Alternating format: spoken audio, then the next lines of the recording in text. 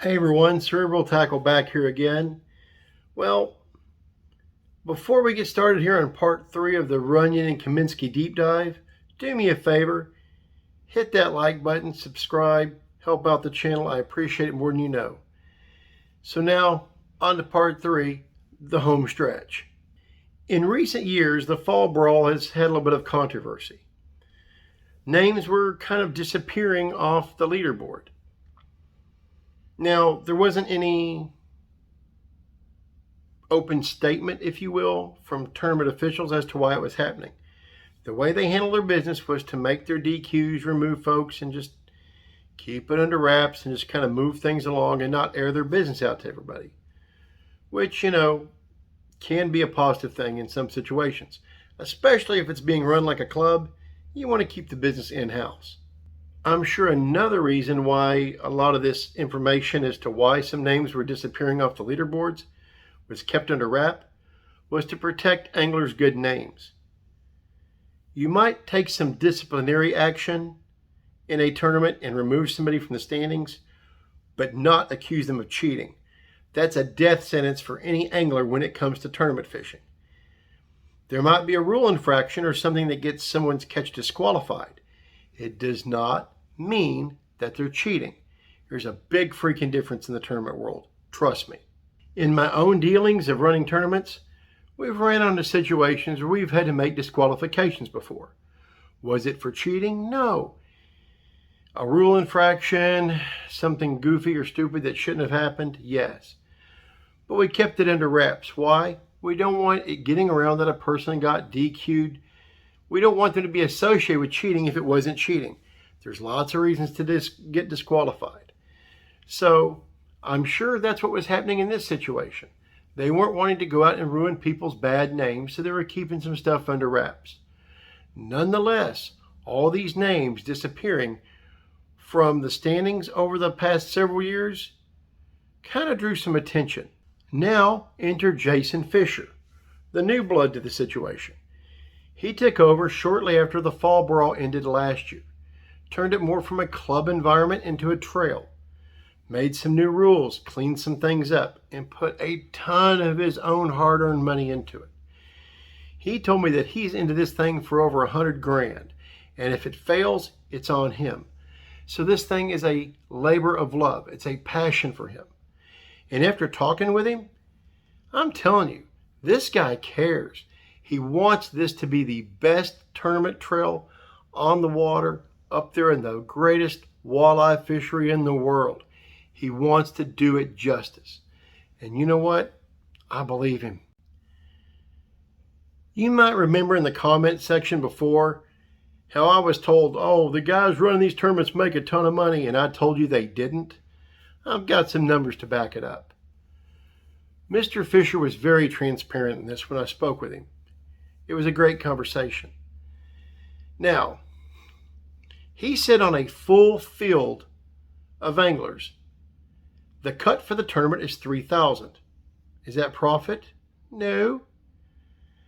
Let's take into account the $500 to $1,000 just in awards alone per event. The gas crisscrossing the strait with the brand new trailer that he's having to pay for too, that nice spiffy trailer. You add in hotel costs and everything else, all the ancillary items that it takes. It adds up, guys. Just when I was president of a bass club, I had to put so much of my own money in. The club doesn't have a fund for duct tape. Sometimes you're going to need you some duct tape. Who bought it? Me. One roll of duct tape add up? No. 10 rolls of duct tape? Yes. Hotel stays, times when we went out doing raffles, that kind of thing for the state's end of it. I paid for all those hotel rooms and everything myself. All that come out of my money. So I was getting zero for a salary, and I was having to pay in to take care of the club. On a trail, it's not a lot different. On paper, the man gets a salary. In reality, he's paying in. Remember back in part 2 when I told you about how the community really come out for him when he was diagnosed with Hodgkin's lymphoma in 2020? One thing he couldn't stress enough is how much he loves his folks for that. Man, you anglers up there in the Ohio area, He appreciates you guys more than you know. He couldn't stop talking about how wonderful you guys were in taking care of him. He loves y'all. He was applauding y'all. There's no doubt he has some loyal anglers that care about him. And let me tell you, it goes both ways. He loves y'all for everything y'all have done for him. Now, Jason Fischer is so much of a solid guy that after Runyan and Cominsky failed the polygraph for the fall brawl last year, he had anglers coming to him saying, don't let them fish. They failed that. Don't let them anywhere near it. He stood up and said, listen, without definitive proof of cheating, I got to let them fish. It's only fair. He wanted to give the benefit of the doubt. That's a pretty fair dude when it comes to running a tournament. I'll tell you, I've had experience. Then, on top of that, when Runyan and Cominsky started having all their success, folks were wanting to throw penalty flags right and left. They were saying, hey, we don't see this as good. Something's fishy going on here. And he stood up for them. He defended them. He's like, hey, he told me. I defended those guys. Folks were coming out against him. He stood up for them because there was no hard evidence, no definitive proof. So he was doing the stand-up thing, calling it down the middle, and letting these guys fish their season. Because, after all, it's a polygraph. There was no hard evidence. All right, guys, I want to take a moment to explain a little something for you real quick before we get in this next part. It's about the tournament format. Whenever you have a multi-day tournament, sometimes there'll be a bit of pageantry involved. We have what we call a hot seat, where you have the leader for day 2 is the last guy to weigh in on day 3. And then you kind of see whoever might unseat them between the beginning of the weigh-in and the last of the weigh-in, right? So let's say Joe is winning on day 2, and he's in the hot seat. He's waiting for someone to upend him. Then Bill comes in and takes over the spot. Bill will trade out on the hot seat and wait for someone else to come take care of him.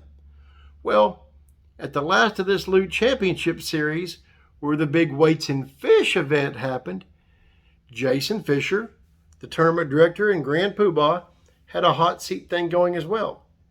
So, pay special attention here. Whenever Runyan and Cominsky came to the bank, he told me he had a spotter on them, someone to watch them all the way up. Why? Because he wanted to make sure they weighed last, because he knew they were going to be in contention, and it was a hot seat thing. If they were going to win, which they did by their weight, they weighed last. So they had somebody else holding the place for them, holding the hang on, hoping to win. And then they get beat out by the last minute. It's the excitement. It's the drama of a tournament weigh-in. So what does that mean? That means Jason Fischer had eyes on them and knows that the fish were never out of their possession. How about that? He was working it not out of a dishonesty angle. He was working it out of a hot seat situation. He wanted eyes on them. He wanted to know when they were coming up. He wanted them to weigh last so he could create this drama, because that's part of the fun of tournaments. It's just as much fun for us anglers as it is for the crowd. I've been there. But in this situation, it really paid off for him. Additionally, he had eyes on them.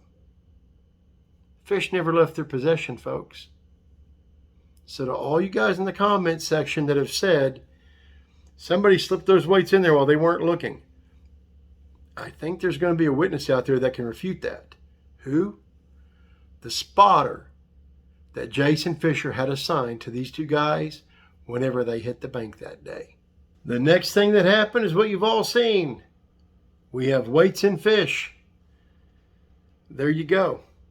So to all the conspiracy theorists that said somebody slipped them in their mouth when they weren't looking, apparently there's a spotter, guys. To all the folks that have said the fish picked them up off the bottom, don't do drugs. They're bad. No, a fish isn't going to pick up a couple of pounds of weight off the bottom and sink there. They're not going to get caught. Just stop. Stop. Sorry. Walks like a duck. Farts like a duck. duck. Anyway, that's where we're at. Now, there was a court date on November 9th. Talk about discovery, the two sides jockeying for position as far as getting the proper documents. That happens. But by all appearances, it looks like they're fighting it. Could they come back and do a plea? They may. If I had to guess, they're going to fight this thing.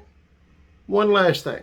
When I talked to Mr. Fischer, I asked him, has this scandal hurt the participation for the fall brawl? Unequivocally, he said no. As of the time we spoke, he had 10,500 anglers signed up for that fall brawl. That's awesome. So I'm glad folks realize the tournament's in good hands, that there's some integrity behind it, and they're going to come out and do right by the anglers. And I'm really looking forward to seeing how the whole thing wraps up over the 6 weeks that it's running. So please like, share, subscribe. This concludes our 3-part series deep dive into the Runyan and Cominsky situation out of Ohio. I hope you guys enjoyed it. I hope you guys found information that you haven't heard before. I appreciate each and every one of you, all your support for the channel. Thank you from the bottom of my heart. And the wife, let me tell you, she appreciates it too. She's not feeling great, but she's so thankful we have you guys. So hopefully I'll get some more content out soon. And until then, y'all know the drill, guys. Go out there, keep it wet.